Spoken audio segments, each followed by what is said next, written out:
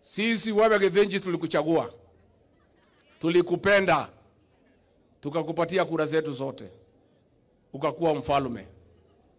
Ukafika pahali ukatusaliti, ukatudanganya, ukageuka sisi, ukahangaisha biashara zetu, ukafuta watoto wetu kazi, ukaharibu kila kitu, ukaharibu masomo, ukaharibu matibabu. Sisi tukawachana na wewe. Sasa umefika pahali unatuma ile mtu yako ya standard 3 anatukana sisi, anatukana jamii yetu akisema sisi ni roho chafu. Alikuwa pale akasema Uhuru Kenyatta ni roho chafu, akasema Rigathi Gachagua ni roho chafu, akasema Martha Karua ni roho chafu, akasema Justin Muturi ni roho chafu, akasema Linturi ni roho chafu. Ni matusi si matusi? Ni madharau si madharau? Wewe Githinji ujue sisi sio roho chafu, wewe ndio umechafua roho zetu.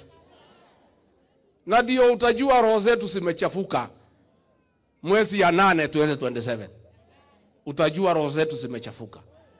Mimi huzuni yangu ni wale ambaye watu wanatoka hapa mlimani wanatembea na Githinji, akitukana sisi kama jamii, akituita wakabila, akitukosea heshima, akisema sisi ni roho chafu.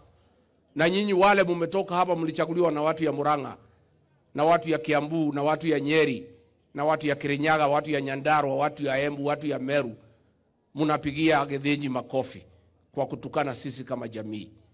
Andũ aitũ nĩ tũkũmena tũcoke twĩmene. No nginya nyũmba ĩno itũ tũmĩcararie gĩtĩo, tondũ nĩguo kwagĩrĩire. Nilipokuwa ofisi nilipigana na pombe haramu, kweli ama uongo? Imerudi haijarudi? Huyu Githinji alisema pombe irudi hapa iue watoto wetu, kwa sababu anatuchukia kama jamii. Na sisi ndio tulimchagua. Ile kisu anatumia kuua sisi na kuhangaisha sisi, sisi wenyewe ndio tulimpatia.